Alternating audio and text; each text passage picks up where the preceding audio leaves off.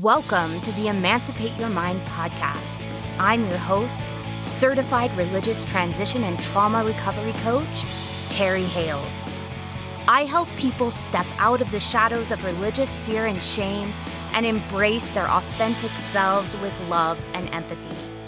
If you're ready to throw off the shackles of learned binary thinking and explore a more nuanced approach to life, this is your playground.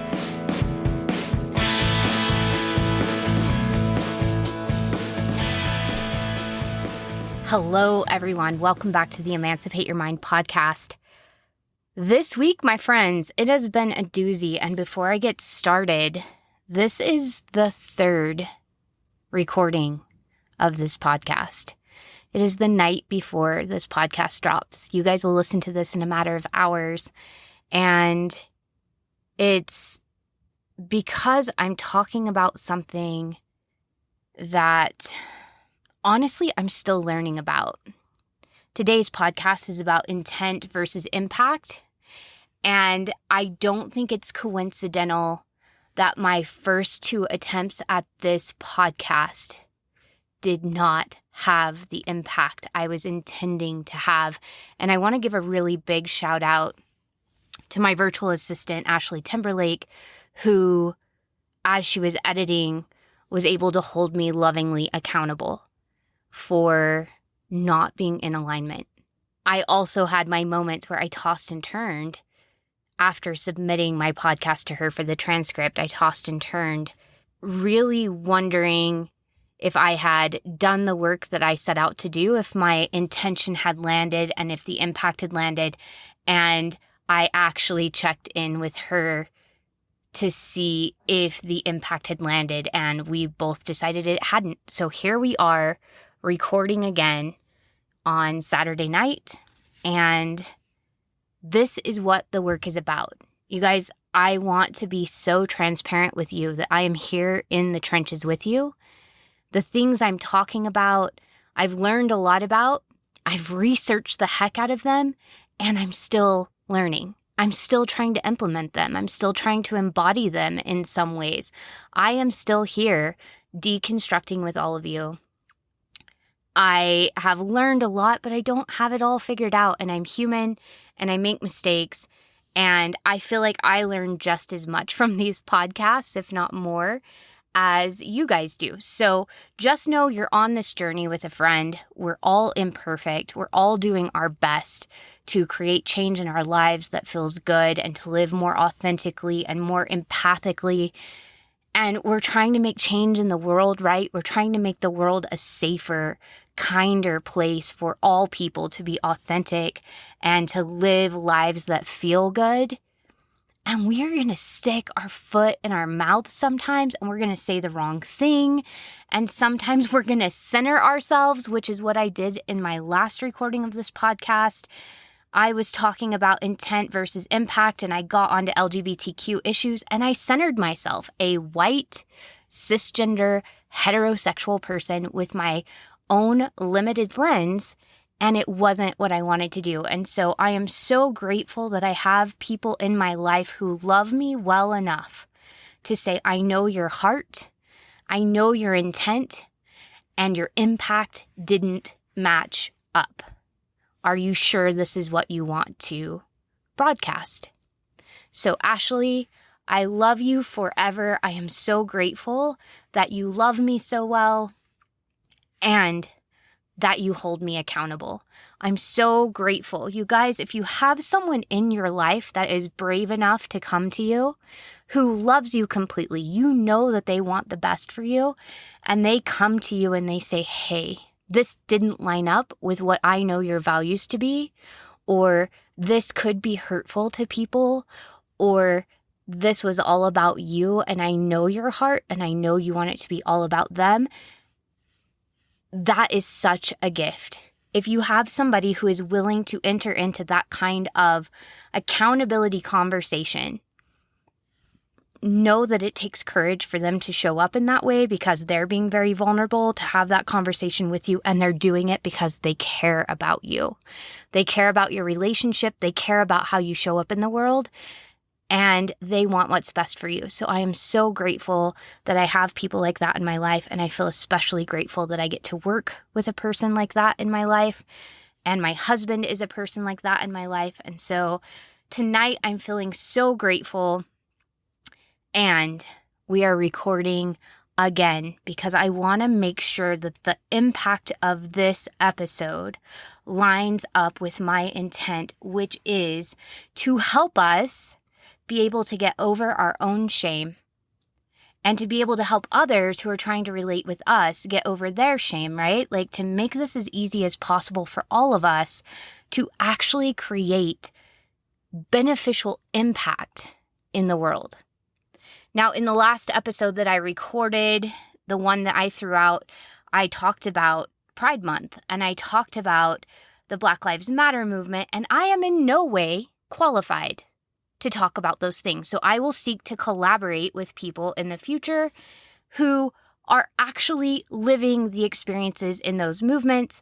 I'm going to stick to religious transition and trauma today, even though they're very parallel to those movements and they intersect in many ways. I'm not going to touch those today, but know that I will be looking to collaborate with people. If you know anyone in the LGBTQ community specifically, I'm looking for people who are not cisgender.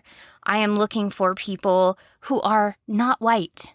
If you know any public speakers, anyone who's passionate about talking about Pride Month, raising awareness, helping people know how to be better allies, please connect us. Let me know who they are. I would love to collaborate.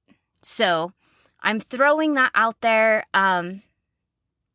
because I have learned a lot just in the past couple of weeks. I'm hoping that this recording goes better. So hang with me and let's dig into this because this is such an important topic. I feel like intent versus impact comes up in all different places in life. And like I said, it comes up anytime we're trying to make changes in systemic injustice or with racial issues. It comes up whenever we're talking about privilege.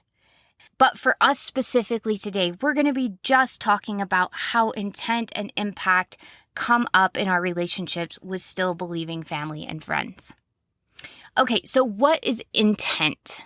Let's talk about that really quick. Intent is what we mean to do, right? It's the outcome we're hoping to have. And impact is how it actually lands. It's how the person that we are interacting with receives it, or the community that we're interacting with receives it. Now, what I've noticed is that out in the world, when we talk about intent versus impact, what ends up happening is someone will come to a person and say, hey, this thing you did hurts me. And I've noticed over and over again, this discussion that was started with, hey, this thing that's happening hurts me, becomes a discussion about whether the person that did the hurting is a good person or not, whether they intended to harm or not. And it's actually interesting. There was a study that was done not long ago in the business world. The study was done by Daniel Ames and Susan Fisk, and they found that people judge impact by intent. We all do this. We all think that if someone intended to do the harm, that the impact of that harm is infinitely worse.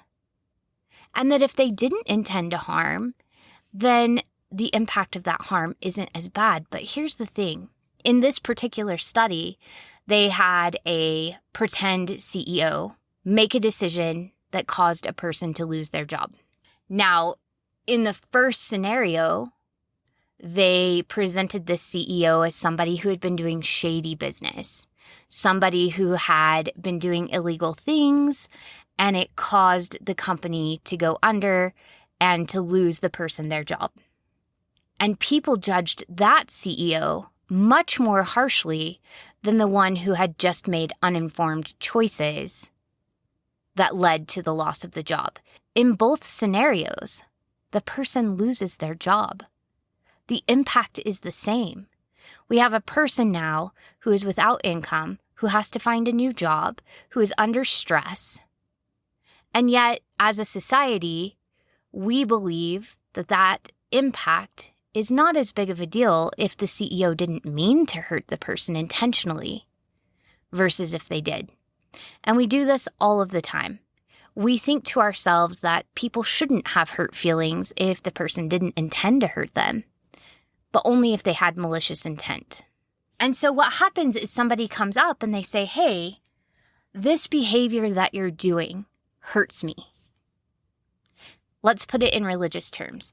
When you preach to me about my life choices, it hurts me. It makes me feel like you don't trust me. It makes me feel like you think I'm a sinner. It makes me feel like you think I'm going to hell. It makes me feel like you think I'm less of a person.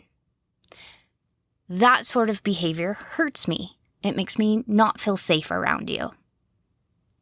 And often, in response, and I'm sure this has happened to you at least once before, often in response we get people that are like, well, I didn't mean to hurt you. I can't believe you're getting so offended. I just love you. And I want good things for you. I don't want you to go to hell. And so it becomes this discussion about their intent and whether or not they're a good person. I'm not a hurtful person. I would never hurt you on purpose. Of course I love you. I'm a good mom. I'm a good dad. I'm a good sister. I'm a good friend. I'm doing these things because I love you. Can't you just accept that I love you?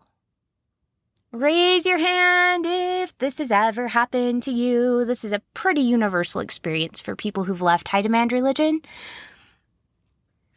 I know many of us have had this situation where it feels like a parent favors the siblings who are still going to church, but maybe not so much us through their body language or the words they use, who they choose to sit by, who they give presents to at Christmas, those kinds of things. And when we bring it up and we say, hey, I've noticed this behavior and it makes me feel like you don't love me as much as my siblings, many times our parents say, well, of course I love you. I can't believe you would say that. Look at all the things I've done for you. I can't believe you would insinuate that I would do harm or that I'm a harmful person. And it becomes an argument about whether your mom is a good mom or whether your dad is a good dad or whether they intended to hurt you or not. And it becomes a conversation about whether they're a good person. Really what's happening here is it's becoming a conversation about shame versus guilt. And I know we've talked about this before. Shame is, I am bad, versus guilt, which is I did something bad. So we'll come to someone and say, hey, this thing you did hurt me. And what they hear is, you're hurtful. You're a bad person. You're harmful. Intent is often a shame-driven conversation. Is the person a good person with good intentions or a bad person with ill intentions? Most people are good people. Most people don't suck on purpose. Most of us have good intentions, even when our impact is really awful. Parents often fear and shame their children because they're worried that you're going to go to hell. And they love you and they don't want you to burn. Parents often say and do terrible things because they feel like they're losing you and they don't know how to connect. And they love you. Our still believing friends and family preach at us and try to give us information that we don't want because they're afraid for us and they care about us. And all of that comes from a really well-intended place. But it doesn't make up for the impact where we don't feel safe and we don't feel seen. We don't feel welcome. We feel judged. We feel othered. We feel dehumanized. We feel like we don't make our parents proud. And so these are really big discussions that we need to have, right? Now, before I go any further, I want to make sure that I iterate that when we're having conversations, it's not just the people who are still in the church that have a responsibility to make sure that we still have a relationship. There's a responsibility that we have as well. And right now I'm only giving one side of this, but then I'm going to switch and we're going to talk about the other side of it, because sometimes we cause harm to those who are still believing. Sometimes we make them feel unsafe. And so it has to be a two-way street. But for right now, I'm just going to talk about what happens when other people's good intent lands with impact that is hurtful, harmful, or traumatic for us. Now, before we get into really building relationships and what is needed in order to have safe relationships, I want to bring up something that most of us from a Christian background were taught, and that is the golden rule. Most of us were taught to do unto others as we would have them do unto us. But here's my problem with the golden rule. My problem with the golden rule is that it still centers us and what we would want. If I would want it, then that's what I'm going to give to you. If this is how I feel love, that's how I'm going to give it to you. And for those of you who are familiar with the 5 love languages, you know that we experience love differently from one another. So for instance, I experience love through words of affirmation and through physical touch. Those are my love languages. But my husband experiences love through acts of service. And my sons, one of them experiences love through time together. When I spend quality time with him where I'm completely focused, that's when he feels loved and seen. But the other one's more of an introvert. He likes alone time. For him, it's when I run my fingers through his hair and scratch his back. If I were just giving words of affirmation to my husband and my 2 sons, I think they would know I'm trying to love them, but I'm not sure either of them would feel completely loved, because they feel loved in different ways. Just because it's the way I feel loved doesn't mean it's the way they feel loved. I feel loved when people tell me I'm loved and when they tell me the good things about me.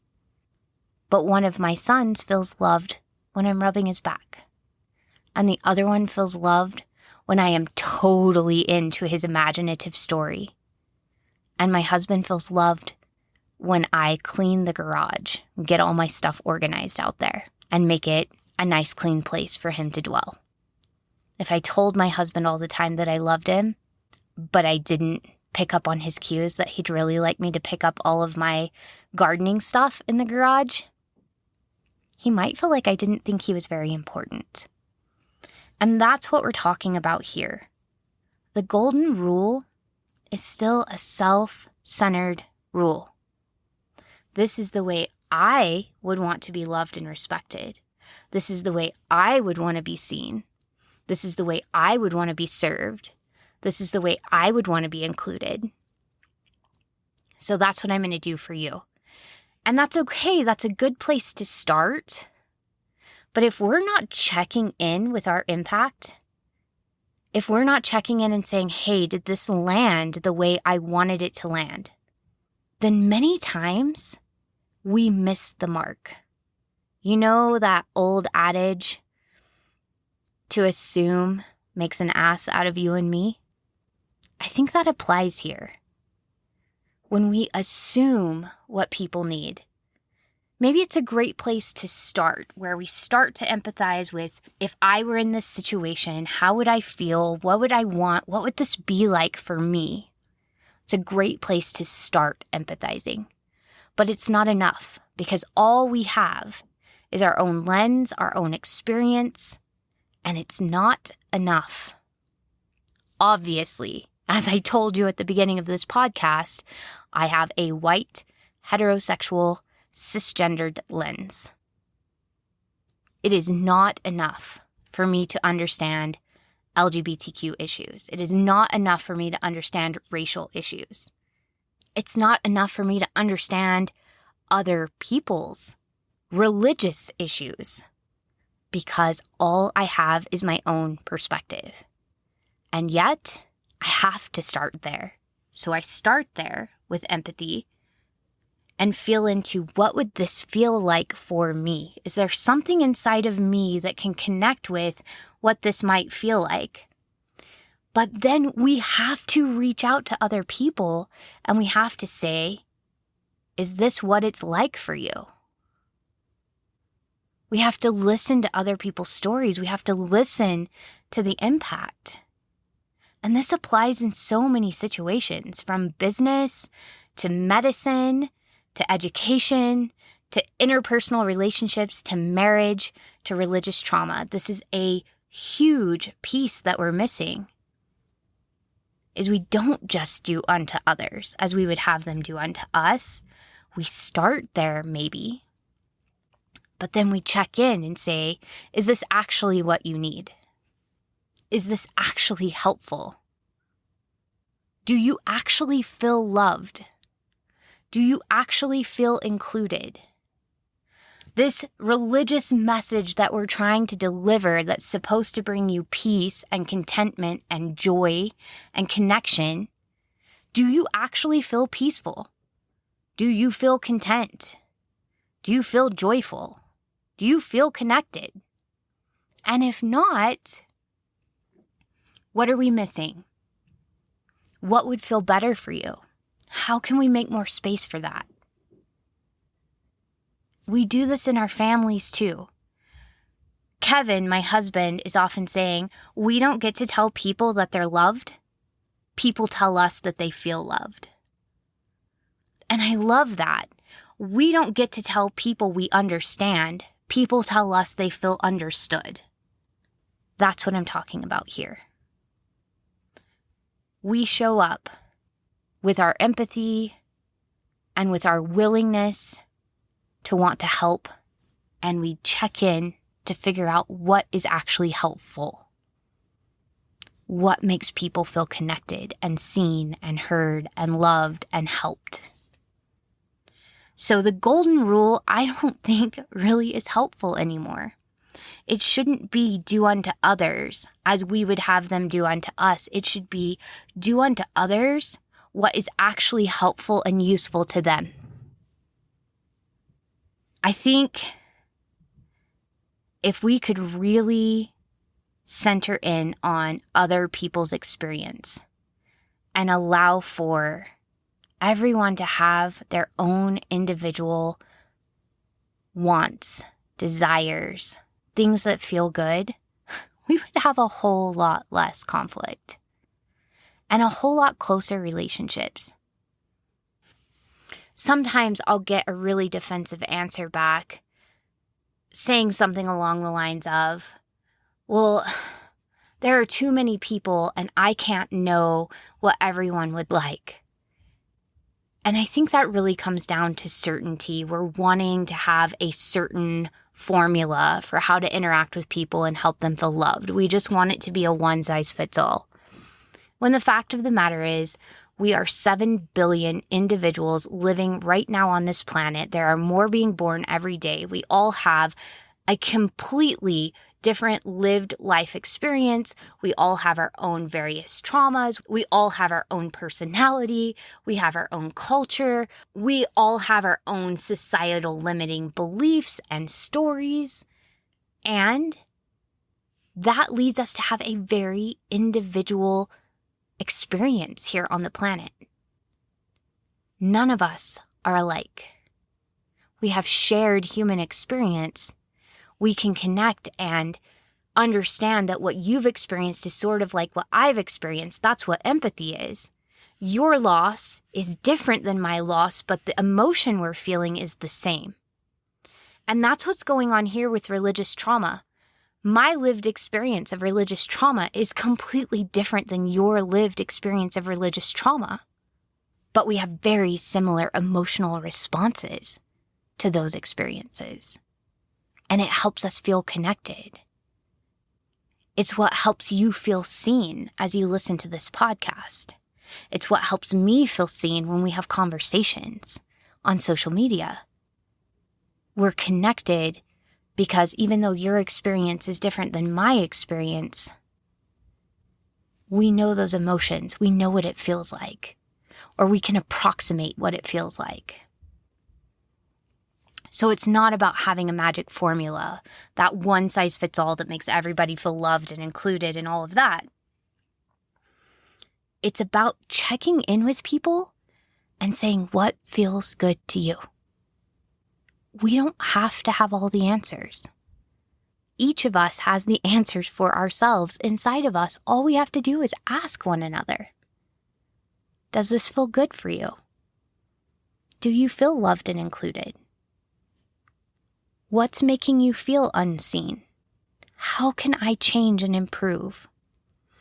And I think in order to be able to have these kinds of conversations, we have to collectively work on our shame resilience. I can't hear you tell me about the harm I've done in your life unless I know that I am a good person who has done something bad. That you telling me about your harm doesn't mean inherently that I'm a bad person. And there's a couple things we have to do for shame resilience. I had to do them with this past podcast. I made a mistake. I noticed I had a choice. I have triggers inside of me.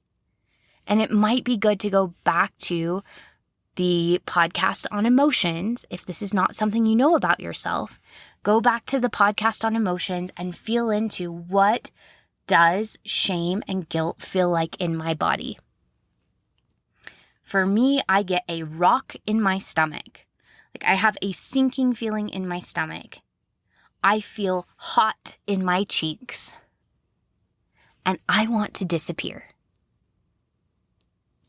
Whenever I realized that the impact of my past podcast did not line up with my intent, I felt all of those things. And I feel those whether I'm feeling guilt or shame. And I checked in with my thoughts. I was like, wow, I'm feeling something here.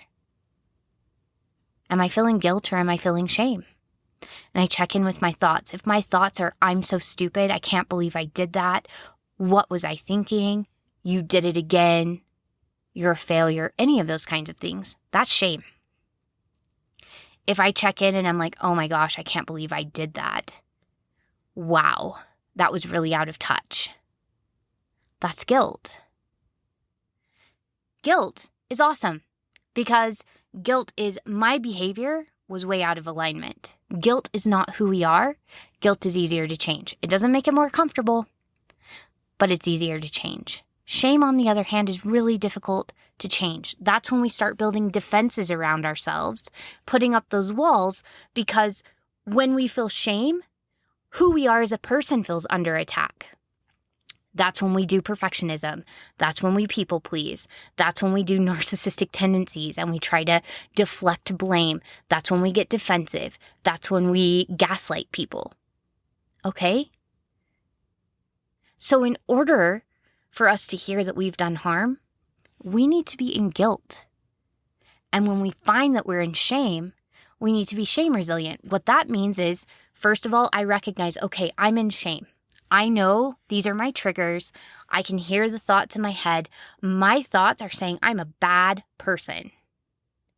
When that happens, before that happens, actually, we need to know who our safe people are. Do I have a therapist I can talk to? Do I have a really trusted friend who loves me to death, who would do anything for me? Can they listen to me in my shame, or will they add to my shame?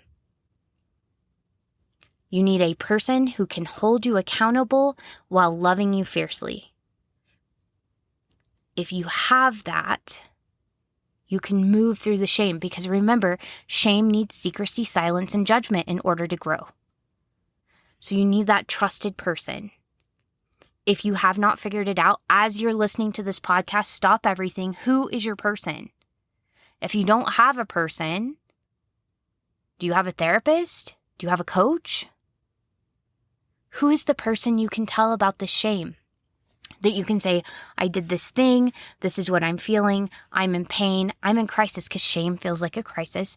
And when we can say it out loud and say, this is the thing I did, and have somebody say, hey, you are a fantastic person who made this mistake. And yeah, that's a big mistake, but you can fix it. It's not who you are. You just simply made a faux pas. You stuck your foot in your mouth. And now you're learning from it. That's fantastic. You guys, my VA was amazing. As I was having these realizations, she was like, this is beautiful that you're having these realizations. This is how growth happens. Like, this was amazing to have a person in my life that was proving, as we were talking, that she is a great person for me to talk to when I'm in shame. If I'm ever in shame in the future about something with business, I'm likely going to go to her. Why? Because she just put a bunch of marbles in the jar today. She was able to say, I know your heart. What you just recorded is probably not in alignment with your heart. I don't think it came across the way you wanted it to. And this is fantastic. These kinds of realizations that you're having, this awareness, this leads to growth. These are the kinds of people we're looking for, okay? So, if you find that you're in shame, if you find that you're having that gut feeling, the embarrassed, hot, red cheeks, and the desire to shrink and to go away, recognize, and I even say it to myself, I'm in shame. Okay, this is why I'm in shame, and I look for my person to talk to. Often it's my husband. He's usually the person I bring shame to, but sometimes we're both in shame at the same time, and we cannot help each other out. We need other people to talk to. So know who your people are that you can go to when you're in shame, and you want someone who can handle your shame without adding to it or getting caught in the shame storm with you, that can remind you of your worth and your value, and that mistakes are part of the process of learning and growing. It can really help just to speak that out loud and to be able to move through it. All right, so now I want to move on to creating safe relationships with people who are still in the church.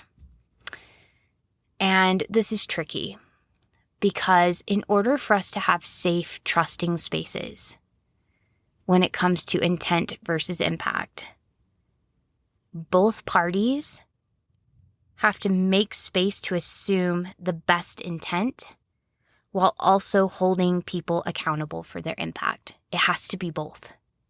I know a lot of us were taught to choose not to be offended or to assume the best. And that's great. That's what I'm talking about with assuming the best intent. But it can't stop there if we're going to have safe, trusting relationships. It has to go further. We also have to talk about accountability. We have to talk about impact.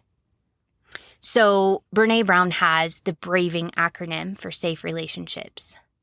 And I know we've talked about this before. B is boundaries. R is reliability. A is accountability. That's for the impact, right? V is the vault. We don't tell stories that are not ours to share. I is integrity, which I think could probably be useful here too. Integrity is being willing to do the hard work, right? If we're having conflict, being willing to show up for the conflict. If things aren't working well, being willing to have the hard conversation. If we say, I love you and I care about you, then that means we're there for the good and the bad. That's the integrity piece. N is non-judgment, that we're allowed to be messy humans. I think that's important here too. We get to be complicated, messy individuals who need help sometimes. And then G is generosity. What's the most generous assumption I can make? That generosity that's assuming the best intent. And that goes both ways. I need to assume that you're coming from a loving place, that you're sharing scriptures with me because you care about me and you don't want me to go to hell, that you're inviting me to church because you miss me, that you are trying to show your love and kindness to me, even if it is totally warped and not landing, right? I'm trying to assume the best in you. But the other person, the person who's still believing, needs to assume the best in us too. They need to assume I'm not evil or that I don't have ill intent. They need to assume that I'm a good person. They need to assume I'm not trying to ruin their life or hurt them. We can't have a relationship if both of us are assuming that the other person is a total jerk.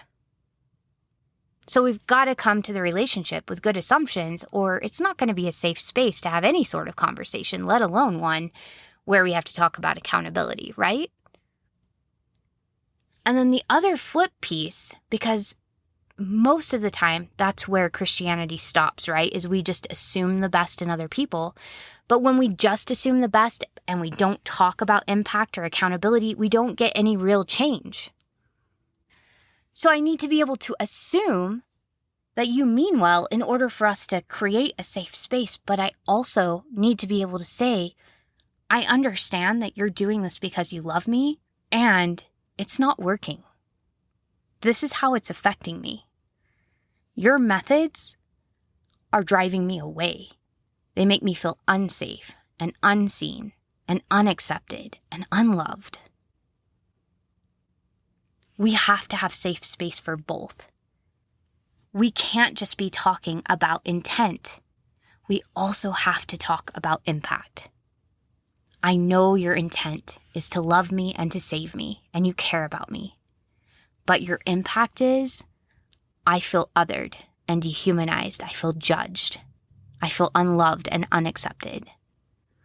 And when somebody brings that to us, when someone says, this thing that you did hurts me, and I know it's not your intent to hurt me, but I am hurt because of your actions,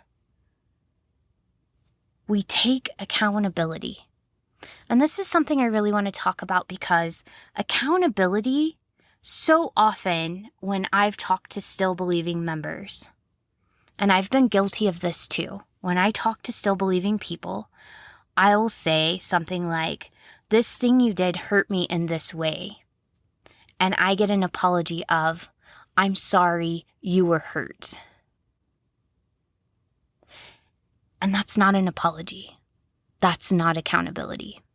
When we're really showing up to be accountable, we take responsibility for our actions. I'm sorry I did this thing that hurt you. I'm sorry I keep preaching to you. I'm sorry I told you I love you unconditionally, but actually behind your back, I'm talking about you. I'm sorry I didn't invite you to the sisters get together. I'm sorry that I posted a post on social media about my beautiful family, but you weren't in the picture. I can see how that would be hurtful. I'm sorry I did that to you. That is accountability. Not, I'm sorry you were hurt by that. Whenever we say, I'm sorry you were offended, or I'm sorry you were hurt by that, we're actually shifting the blame to the person who was hurt. We're gaslighting them, and it's emotionally abusive. So let's make sure we're not doing that to other people. And also now we have language to explain to others when they do that to us. Because what happens is often we get upset, right? When that happens, when someone says, oh, I'm sorry you were offended, you feel that like, something irks me about that. Now you have language for that. You feel irked because the blame was just shifted to you for feeling offended, for feeling hurt, for feeling othered. They're sorry that your feelings are out of whack. That's gaslighting and manipulation. It's not okay. And it's not an apology. It is not accountability. Real accountability looks like, I'm sorry for my actions. I'm sorry for my words. And honestly, it takes shame resilience to be able to do that. Because often people shift blame when they feel defensive and they feel like they're being called a bad person or a hurtful person. And we will deflect that shame onto someone else rather than feel it ourselves if we're not aware and if we don't have a way to move through the shame. So if you find that someone is deflecting to you or you're deflecting to someone else, check in with yourself about shame. What am I feeling right now? And who can I talk to? Can we pause this conversation where I can go and take care of the shame? And then can we revisit it again when I'm feeling less attached to the harm and like I'm a bad person because I made a mistake or because I accidentally caused harm? And encourage people who are in that place with you to go and do their own work too. It's okay to say, hey, it feels like you're trying to shift blame. And it feels like maybe you're feeling a little defensive. I'm not attacking you as a person. I think you're a good person. And this behavior is hurting me. We're talking about the behavior, not you. Is there a way for us to work around this right now? Or do you need to go and take care of feelings for a bit? It's okay. We can come back to this. Now, you guys, if you are having this conversation with someone who's emotionally immature, they will get pissed off. That will happen because they just want to deflect the bad feelings to you and then walk away and forget about it. Feeling through things with emotionally immature people is difficult because they haven't been taught how to feel their feelings. But we know what that's like, right? I mean, that was me 11 years ago. I didn't know how to feel my feelings. I had never been taught how to feel my feelings. I couldn't even name my feelings. So I can have compassion for someone who doesn't know how to feel their feelings. And that doesn't mean I need to be manipulated or abused because they don't know how to do that. I can invite them to do their own work. I can invite them to go take care of themselves emotionally because also important, it is not my job to heal someone else's emotions. I cannot do that for them. I can hold space for their feelings. I can talk through their feelings. I can hear their feelings. I can let them know they're safe to feel whatever they feel. But ultimately, I can't heal other people's shame. I can't heal other people's anger.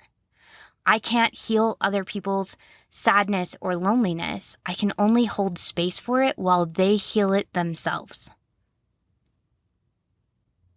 So, as we're having these conversations, if you have someone emotionally immature in your life who's trying to deflect and put all of the blame on you, hold a boundary of what's mine is mine, what's yours is yours. Don't take baggage that isn't yours. It's okay for you to recognize, this isn't mine. I'm not accountable for what you did. I'm accountable for my feelings, but that doesn't then absolve you from the action that you're taking that's creating these feelings. Let's talk about it. And last, you guys, as I'm wrapping up, I think it's obvious we all make mistakes. No matter how good of a person we are, no matter how good our intentions, we're going to make mistakes because we're human. And we're learning, and we're growing. We're forever evolving. I make mistakes all the time. Sometimes I feel guilt about them. Sometimes I feel shame about them. Sometimes I don't feel either one. Sometimes I'm just like, well, I did that, and this is what I learned, and we're going to move on. We're all going to make mistakes. What we're looking for here, whether we're dealing with systemic injustice or racial issues or LGBTQ issues or privilege or just interpersonal relationships or religious transition and trauma, we're looking for progress, not perfection. Allow yourself to show up. The best way to learn is just to show up and do your best. Allow yourself to learn when you make a mistake. We learn the very best by just moving forward and learning as we go. Thank you guys so much for showing up with me. I'm going to wrap this up so that I have time to edit it and get it all ready for you to listen here in just a couple of hours. Thanks for being willing to hold space for me to be human. Thanks for being willing to hold space for me to learn right alongside you.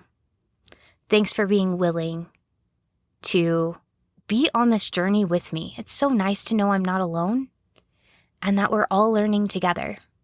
I feel so blessed, which is sort of a triggering word, but so blessed to be in the arena, as Brene Brown says, with all of you. It's difficult out here. As she says, sometimes we get our asses kicked. Sometimes we fall on our faces, but there's no other place I'd rather be than out here in the arena with you all, learning, growing, doing brave things, and falling in the dirt sometimes. It's way more fun out here, learning and stretching and growing, than it was being stagnant before. I appreciate you all so much. We're going to be having lots of conversations about this. I would love to see you in the Facebook group. Head on over to the Emancipate Yourself Facebook group if you want to have discussions on intent versus impact. And we have upcoming podcasts about all kinds of things and just all sorts of big topics that could get really hairy and interesting and fun to talk about. You're more than welcome to show up and be imperfect there. Heaven knows I'm imperfect there. Or if you just want to have a private discussion, you can reach me on Instagram Messenger or Facebook Messenger, or you can shoot me an email. All of that information's in the show notes. And I look forward to seeing you all there. Thank you so much for the ways that you enrich my life with your presence, with your stories, with your conversation, and with your experiences. I appreciate you more than you know, and I'll see you next Sunday.